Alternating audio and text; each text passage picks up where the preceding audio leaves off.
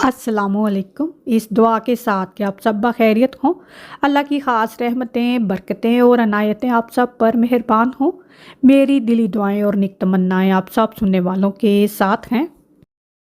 रमज़ान के रोज़े रखने के बाद जब ईद उल फ़ितर आती है और जब ईद उल फ़ितर होती है तो रोज़े ख़त्म हो जाते हैं और ईद हम मनाते हैं तो रमज़ान ख़त्म होने की एक उदासी होती है और ये भी एक उम्मीद होती है कि अगले साल ये दिन दोबारा से आएंगे और अल्हम्दुलिल्लाह अभी वो दिन बहुत ही करीब आ चुके हैं।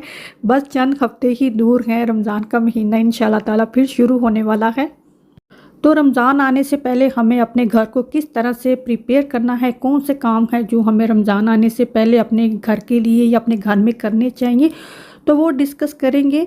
लेकिन उससे पहले एक शाउट आउट है एक तरह से। मैंने पिछले व्लॉग में कहा था कि कोई एक पॉइंट, कोई एक आइडिया, कोई भी आइडिया, कोई पॉइंट आप चाहें तो किचन एक्सपर्ट के हवाले से शेयर कर सकते हैं। तो यहाँ पर आंटी जमीला नाम से एक आईडी है जिन्होंने ये बहुत ही अच्छा पॉइंट शेयर कि मीठे और नमकीन के चम्मच अलग होने चाहिए और यहाँ पर ऐसा है भी। ये जो चम्मच है ये मैं सालन पकाने के लिए इस्तेमाल करती हूँ जो वुड का है और इसको खुशबू करें तो इसमें से मसालों की खुशबू भी आएगी। जबकि जो ये स्टेनलेस स्टील के चम्मच हैं इनको कोई फ़र्क नहीं पड़ता है, ये जब धोते हैं तो इनमें से स्मेल जो है वो निकल जाती है। तो ये चाहे नमकीन और चाहे मीठे में इस्तेमाल कर लें तो ये अपने अंदर जज़ब नहीं करते। इसी तरह ये जो रबड़ के स्पैचुला हैं ये भी मैं मिर्चों वाले सालन के लिए इस्तेमाल करती हूँ। पकाती नहीं हूँ लेकिन सम टाइम क्या होता है आप सालन किसी दूसरे बर्तन में निकालते हैं तो जो पैन है या देगची है उसको साफ़ करने के लिए स्पैचुला यूज़ होते हैं। और जो ये चम्मच है ये मैं मीठा बनाने के लिए इस्तेमाल करती हूँ, ये कभी भी मैंने नमकीन चीज़ों के लिए इस्तेमाल नहीं किया है। और इसको खुशबू करें तो इसमें से दूध की और जैसे इलायची की खुशबू आती है। धुला हुआ है लेकिन चूँकि पका पका के ज़्यादा ये इस्तेमाल होता है, वुड है तो इसमें एक खुशबू रह जाती है। और ये स्पैचुला जो है ये भी मैं बेकिंग के लिए इस्तेमाल करती हूँ। मीठी चीज़ों के चम्मच और नमकीन चीज़ों के चम्मच भी मैं अलग अलग ही रखती हूँ। ये वाले ड्रा जो है इसमें मिक्स चम्मच हैं जो कि ज़्यादातर मैं नमकीन चीज़ों के लिए यूज़ करती हूँ और जो मीठी चीज़ों के चम्मच है वो मैं अलग से रखती हूँ। इसके अलावा एक और सिस्टर ने पूछा कि घर में कौन से मसाले होने ज़रूरी हैं या मेरे घर में कौन कौन से मसाले हैं। तो घर में जो है नमक, मिर्च, हल्दी तो सभी के घर में होती है, ये तो लाजमी चीज़ है। इसके अलावा ज़ीरा, सूखा धनिया जो है वो आपके घर में लाजमी होना चाहिए और हमेशा कोशिश करें साबुत इस तरह का लेकर आएँ और घर में खुद उसको ग्राइंड करें। पिसे पसाए मसाले कभी भी नहीं ख़रीदने चाहिए क्योंकि आपको नहीं पता कि वो सारी वो चीज़ उसमें पिसी भी हुई है कि नहीं हुई है। और ज़ीरा, सूखा धनिया होना चाहिए। और गरम मसाले में ज़ीरा, सूखा धनिया होता है और कुछ और इंग्रेडिएंट होते हैं। तो ज़ीरा, सूखा धनिया मैं अलग से ग्राइंड करके रखती हूँ और गरम मसाले के इंग्रेडिएंट में काली मिर्चें हैं, दालचीनी है, लौंग है, इलायची है। हरी इलायचियाँ हो जाए काफ़ी हैं, ब्लैक भी हों तो भी सही है, मेरे घर में दोनों ही होती हैं। और साथ में शाह ज़ीरा जो है वो भी मैं गरम मसाला बनाते वक्त इस्तेमाल करती हूँ। ज़ीरे और शाह ज़ीरा दोनों एक जैसा ही होता है लेकिन इनका टेस्ट और टेक्सचर टोटली डिफरेंट होता है। चाहे आप खाली सफ़ेद ज़ीरा ही रख लें, ज़रूरी नहीं है। अगर तो नए सिरे से आपने अपनी पेंट्री को एक तरह से डेवलप करना है तो बहुत सारे मसाले एकदम मत लेकर आएँ, आहिस्ता आहिस्ता थोड़ा डेवलप करें। जब आपको समझ आ जाएगी सारे मसालों की तो फिर आप घर में रख सकते हैं। पहले मैं इतना ये शाह ज़ीरा यूज़ नहीं करती थी लेकिन अभी मैं करती हूँ खानों में। और इसके अलावा ये जो क्रश रेड चिली है, जैसे समोसे हैं, आलू की टिक्कियाँ हैं, आलू के पराठे हैं या शामी कबाब बनाने हैं, ऐसी चीज़ें जिसमें मिर्च पकेगी नहीं तो क्रश रेड चिली जो है वो सही रहती है। क्योंकि ये जो लाल मिर्चें हैं ये जब तक घी में पकती नहीं है, कुकिंग ऑयल में पकती नहीं है तो इनका जो कच्चापन है वो ख़त्म नहीं होता। तो यहाँ पर देखें ज़ीरा और शाह ज़ीरा दोनों हैं तो एक जैसे ही लेकिन कलर और टेक्सचर दोनों का डिफरेंट है और फ्लेवर भी डिफरेंट है। इसके अलावा अगर हो सके तो इस तरह जो कश्मीरी लाल मिर्च है ये भी ज़रूर होनी चाहिए घर में, क्योंकि सम टाइम किसी खाने में हमें ये डालनी पड़ती है अच्छा सा कलर आने के लिए। ये सिर्फ कलर के लिए यूज़ होती है। देखिए लाल मिर्चें और कश्मीरी लाल मिर्च के रंग में काफ़ी फ़र्क है। ये कलर के लिए यूज़ होती है, फीकी होती है इसका इतना टेस्ट फ्लेवर नहीं होता। और ये जो बे लीफ हैं, यकीन जानिए एक पैकेट ले आए ये पूरा साल चलेंगे। इसके अलावा नटमेग, मेस और जो स्टार एनीस है, ये मसाले छोटे छोटे से पैकेट में मिल जाते हैं और ये अगेन एक पैकेट पूरा साल चलेगा, क्योंकि ये थोड़े थोड़े से यूज़ होते हैं लेकिन खाने के फ्लेवर को ये कुछ का कुछ बना देते हैं। तो ये भी मैं घर में रखती हूँ। और अगर हो सके तो ड्राई गार्लिक पाउडर और जिंजर पाउडर ज़रूर घर में रखें। जिस तरह आपने कोई चिकन पाउडर बनाना है, चिकन पाउडर एक ऐसा मसाला कह लें जो कि आप हर खाने में यूज़ कर सकते हैं। और जैसे हम बनाते हैं, जिंजर पाउडर भी चाहिए होता है, तो निहारी के लिए चाहिए होता है। सौंफ भी मैं घर पर रखती हूँ। तो ये मसाले जो हैं इनको आहिस्ता आहिस्ता आप डेवलप करें। जो मेन हैं वो नमक, मिर्च, हल्दी है, ज़ीरा, सूखा धनिया और गरम मसालों के काली मिर्चें, लौंग, दालचीनी और छोटी इलायची या बड़ी इलायची, दोनों में से एक रख लें। मेरे घर में दोनों ही होती हैं। और बाकी जो मसाले मैंने आपको दिखाए हैं, अगर आपके पास नहीं है तो ये इतने ज़रूरी नहीं है, लेकिन ये है कि अगर आहिस्ता आहिस्ता आप इनको अपनी पेंट्री में रख सकेंगे तो आपको इनका फ़ायदा ही होगा और आपको इनका इस्तेमाल भी आ जाएगा। और तीसरा सवाल मुझे ये किसी ने पूछा कि रात के वक्त किचन को किस तरह से स्पॉटलेस क्लीन करके जाया जाए। तो ये देखें, जब दोपहर के वक्त बच्चे मेरे स्कूल से आते हैं तो उस वक्त जब बच्चे खाना खाते हैं तो तभी से मैं किचन जो है उसको थोड़ा थोड़ा करके ना समेटना शुरू हो जाती हूँ। एक्चुअली मेरी ना कम्युनिकेशन जो है फ्रेंड के साथ या फैमिली के साथ ज़ीरो है। ना मैं घंटों किसी से फ़ोन पर बातें करती हूँ, ना ही मैं कोई टीवी पर बैठ के ड्रामे देखती हूँ। इसी वजह से मेरा घर जो है वो अप टू डेट रहता है। इसी वजह से आपको हमेशा मेरे चैनल पर घर से रिलेटेड ही कोई ना कोई टिप और कोई ना कोई आइडियाज़ मिलेंगे, क्योंकि मेरा ज़्यादा वक्त जो है वो घर पर ही गुजरता है। और अभी देखें जैसे शाम के 7:15 हो रहे हैं और किचन जो है वो मैं समेट चुकी हूँ। बच्चों ने रात का डिनर जो है वो खा लिया हुआ है और किचन जो है वो मैंने साफ़ कर दिया है। ये नहीं है कि अब किचन में कोई आ नहीं सकता, कोई चीज़ किसी ने खानी नहीं है। अगर किसी ने कुछ खाना है वो खा सकता है, तो वो भी अगर बर्तन धोने वाले होंगे तो मैं धोकर रख दूँगी। तो किचन जो है कोशिश करें कि दोपहर के खाने के बाद किचन को जो है वो समेटना शुरू कर दें। ये नहीं है कि खारा पड़ता जा रहा है, रात का खाना खा लिया तो उसके बाद आप सफाई करने बैठेंगे तो फिर तो आपको 9-10 ही बज जाएंगे ना। डिपेंड करता है कि आप खाना खाते कितने बजे हैं।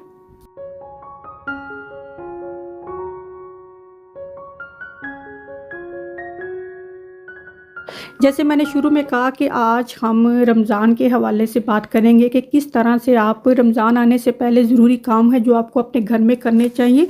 तो सबसे ज़रूरी है डिक्लटर और ऑर्गेनाइज़ करना।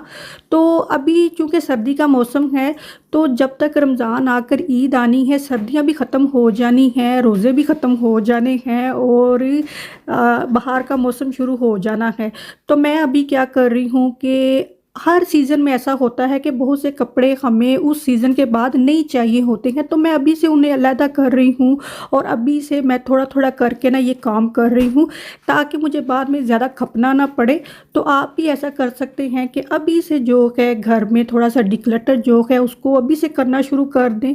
ये नहीं है कि रमज़ान आने तक फिर आपको बहुत ज़्यादा काम करना पड़ेगा। और रमज़ान की ख़ासियत ही सहरी का वक्त और अफ्तारी का वक्त है और ये दोनों वक्त जो हैं वो किचन में ही गुजरते हैं। तो अपने किचन को अभी से एक्स्ट्रा डीप क्लीन कर लें। भले अभी कुछ हफ्ते हैं, लेकिन जब रमज़ान का वक्त करीब आएगा ना फिर आपको ज़्यादा खपना नहीं पड़ेगा। तो अभी से जो है आप देखें कि आपके फ्रीज़र में कौन सी ऐसी चीज़ें पड़ी हुई हैं जो काफ़ी टाइम से यूज़ नहीं हो रही। अगर वो अभी यूज़ कर सकते हैं तो कर लें। इसी तरह भी आप अपने फ्रीज़र में से जो एक्स्ट्रा चीज़ें रखी होती हैं उनका रश कम करें, ताकि जो रमज़ान के लिए आपने चीज़ें फ्रीज़ करनी है उसके लिए स्पेस हो सके। किचन की एक्स्ट्रा डीप क्लीनिंग कर लेंगे तो रमज़ान के पास आकर आपको ज़्यादा खपना नहीं पड़ेगा।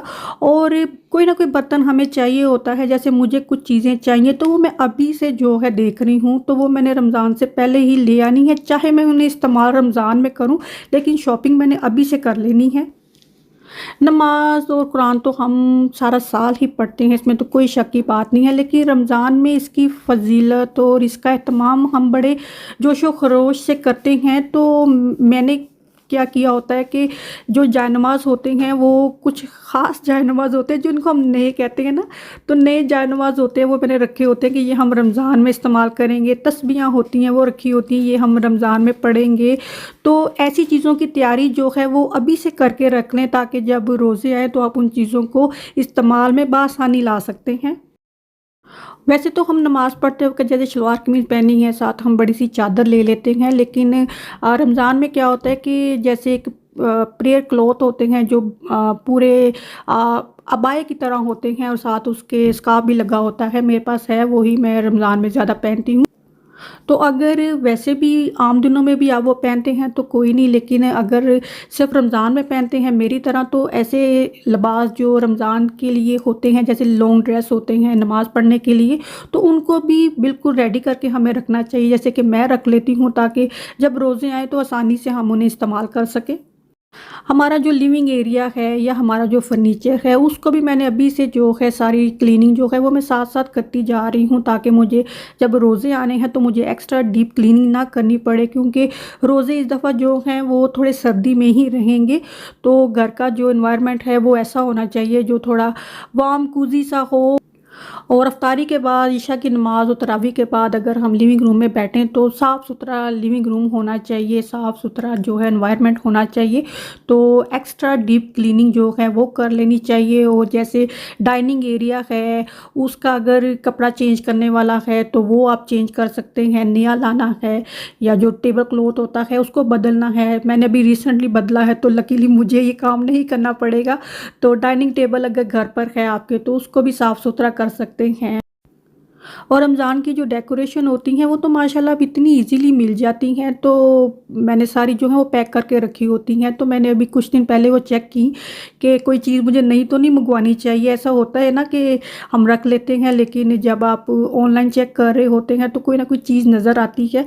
तो मैंने देखा कि हो सकता है मैं कोई मंगवा लूँ नई चीज़, क्योंकि नए साल का रमज़ान है। तो जो पहले वाली डेकोरेशन की चीज़ें पड़ी होती हैं वो भी आप निकाल के रिफ़्रेश कर सकते हैं। तो अगर आपने कोई नई मंगवानी है तो फिर आपको आइडिया हो जाएगा, बजाय इसके कि ऐन वक्त पर आकर आप मंगवाएं, क्योंकि बिलीव मी ऐसी चीज़ें जब आप ऑनलाइन मंगवाएंगे तो वो बहुत ज़्यादा रीज़नेबल प्राइस में मिलेंगी।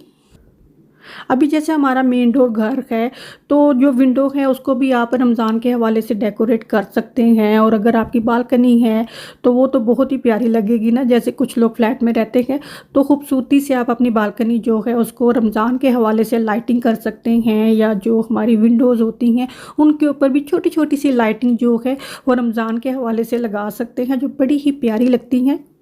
और रमज़ान में जो खाने पीने का एहतमाम है वो बड़े ही एहतमाम से होता है, एहतमाम है और एहतमाम से ही होगा। तो अपनी किचन पेंट्री जो है उसको स्टॉक अप अभी से करना शुरू कर। It's not about the purchase capacity, it's about the stock. Sometime क्या होता है कि स्टोर पर आपको कोई चीज़ नहीं मिलती है और अगर वीकली आप स्पेंडिंग करते हैं तो अगर थोड़ा थोड़ा सा सामान आप अभी से ला कर रखेंगे तो आपको ऐन वक्त पर ज़्यादा खपना नहीं पड़ेगा। और कौन सी ऐसी चीज़ें हैं जो आप पहले से ला कर रख सकते हैं, जैसे बेसन है या स्प्रिंग रोल बनाते हैं आप तो उसकी इंग्रेडिएंट है जो उसकी स्टोर से रोल पट्टी मिलती है, या समोसे बनाते हैं तो उसके लिए मैदा वगैरह है। तो ऐसी चीज़ें जो हैं वो आप बिफोर टाइम ख़रीद सकते हैं। और अगर आपने जैसे बटर वगैरह से देसी घी बनाना है तो बटर वगैरह लाकर आप फ्रीज़ कर सकते हैं, तो ऐन वक्त पर आपको बटर से देसी घी बनाने में आसानी होगी। ऐसा फूड जो कि ख़राब नहीं होता जिसको कि नॉन पेरिशेबल फूड कहते हैं, जैसे कि खजूरें हैं, ऐन वक्त पर स्टोर पर खजूरें जो हैं वो भी इतनी अच्छी नहीं होती हैं, ड्राई सी होती हैं, तो वो आप पहले से मंगवा सकते हैं। अभी तो ऑनलाइन इतनी अच्छी खजूरें मिल जाती हैं तो आप ऑनलाइन भी मंगवा सकते हैं। चना चाट जो है वो अफ्तारी में खाई जाती है क्योंकि उनमें फ़ाइबर होता है। हर किस्म के बीन्स जो होते हैं, चने हैं, लोबिया है, इनमें फ़ाइबर होता है। तो बजाय कैन के यूज़ करने के आप इनको पहले से बॉयल करके तो फ्रीज़ कर सकते हैं। यकीन जानिए ये 6 महीने भी फ्रीज़ रहेंगे ना तो ये चीज़ें ख़राब नहीं होती हैं। तो मैं अभी ऐसा ही कर रही हूँ कि जो चने हैं, लोबिया हैं, इनको मैं बॉयल करके पैकेट बना के तो अभी से फ्रीज़ कर दूँगी ताकि ऐन वक्त पर मुझे ज़्यादा मेहनत ना करनी पड़े। वैसे जो इंडोर होम डिफ्यूज़र हैं वो हम अपने घरों में यूज़ करते हैं खुशबू के लिए, और रमज़ान में ये बहुत ही प्यारे लगते हैं, कैंडल्स बहुत अच्छी लगती हैं। तो इस तरह की चीज़ें जो हैं वो अमूमन सब घर में ही होती हैं, लेकिन रमज़ान के लिए अगर आप लाना चाहते हैं तो क्योंकि रमज़ान एक स्पेसिफिक टाइम पर आना है तो तैयारी उसकी हमें बहुत सारी चीज़ों की करनी पड़ती है। अल्लाह मियाँ सबको इतनी तौफीक दे। तो थोड़ी थोड़ी चीज़ों की तैयारी जो है वो अभी से आप करनी शुरू कर दें तो ऐन वक्त पर आपको ज़्यादा खपना नहीं पड़ेगा, क्योंकि बहुत सी जो एक्स्ट्रा ऑर्डिनरी चीज़ें होती हैं हमने अपनी खुशी के लिए अपनी रूटीन में या अपने घर में शामिल की होती हैं या हम करना चाहते हैं, तो उनके लिए जो खर्चा करना है वो आप अभी से थोड़ा-थोड़ा करेंगे तो आपको ऐन वक़्त पर आकर ज़्यादा खपना नहीं पड़ेगा। क्योंकि ये सारी तैयारी जो है ये हमें एक स्पेशल फ़ील करवाती है कि रमज़ान का महीना जो है ये बड़ी ही रहमतों बरकतों वाला है, और ख़ास तौर पर जिन घरों में बच्चे हैं तो उन्हें तो बहुत ही ज़्यादा इस चीज़ का करना चाहिए ताकि हमारे बच्चों को इस चीज़ का पता चले। ख़ास तौर पर जो हम लोग हैं यहाँ अब्रॉड में रहते हैं तो हमने ही अपने बच्चों को अपना मज़हब बताना है, तो जब हम खुद इसकी प्रैक्टिस करेंगे तो हमारे बच्चे हमसे सीखेंगे। हम उन्हें बता कर नहीं सिखा सकते जबकि हम खुद उस पर अमल ना कर रहे हों। जैसे बच्चे हैं तो मैंने अपने बच्चों से कहा है कि आपने अपना-अपना कमरा जो है उसको सही से टाइडी अप कर देना है रमज़ान के लिए। तो सहरी इफ्तारी की रूटीन जो है उस पर हमने किस तरह से अमल करना है, तो बच्चे अभी से जो है माशाल्लाह काफ़ी एक्साइटेड हैं। एक और बहुत ज़रूरी बात या बहुत ज़रूरी पॉइंट जो है कि रमज़ान में चूँकि सहरी और इफ्तारी के दौरानिए में खाना पीना तो खाया नहीं जाता है, तो अक्सर हम जोशो खरोश में बहुत सारी चीज़ें बना लेते हैं जो कहीं न कहीं वेस्ट भी होती हैं। अगर आप कहीं ऐसी जगह रहते हैं जो आप शेयर कर सकते हैं ऐसी चीज़ें तो बहुत अच्छी बात है। लेकिन अगर आप कहीं शेयर नहीं कर सकते तो बजाय फूड को वेस्ट करने के तो ये बेस्ट टाइम है कि आप अपने पिछले रमज़ान से कंपेयर करें कि किस तरह से आपका फूड अगर वेस्ट हुआ है तो आप अभी से उस चीज़ को कंट्रोल करें कि आपको कितनी क्वांटिटी में चीज़ चाहिए और किस तरह का फूड जो है हर फैमिली की एक रिक्वायरमेंट होती है कि किस तरह का फूड जो है वो खाते हैं। तो उसके लिए प्लानिंग जो है वो हो सके तो आप अभी से कर लें, तो ये चीज़ भी आपके लिए एक फ़ायदेमंद हो सकती है। चूँकि रमज़ान आने में अभी कुछ हफ़्ते बाकी हैं, लेकिन ये कुछ एक पॉइंट हैं और बहुत ही यूज़फुल हैं। अगर आप इनमें से कोई भी पॉइंट देखते हैं आपके लिए यूज़फुल है, तो आप ज़रूरी नहीं कि सारे ही आपने अप्लाई करने हैं। कुछ एक सुने देखें कि आपके लिए कौन-कौन से यूज़फुल हैं, तो आप उनको अपने घर में इस्तेमाल कर सकती हैं। और अगर अभी भी आपको जैसे पहले मुझसे किसी ने कोई पॉइंट शेयर किया, तो आप चाहें तो कोई पॉइंट शेयर कर सकते हैं, तो वो मैं आपके नाम के साथ एज़ अ शाउट आउट उसे अपने नेक्स्ट व्लॉग में शेयर करूँगी। बाकी जो रमज़ान की प्रिपरेशन है, जो फूड हम तैयार करेंगे उसके व्लॉग जो है वो इंशाल्लाह मैं ज़रूर शेयर करूँगी कि किस तरह से आपने रमज़ान की जो है तैयारी करनी है। अगर ये व्लॉग अच्छा लगा है तो थम्स अप बटन ज़रूर प्रेस करें। अल्लाह हाफ़िज़।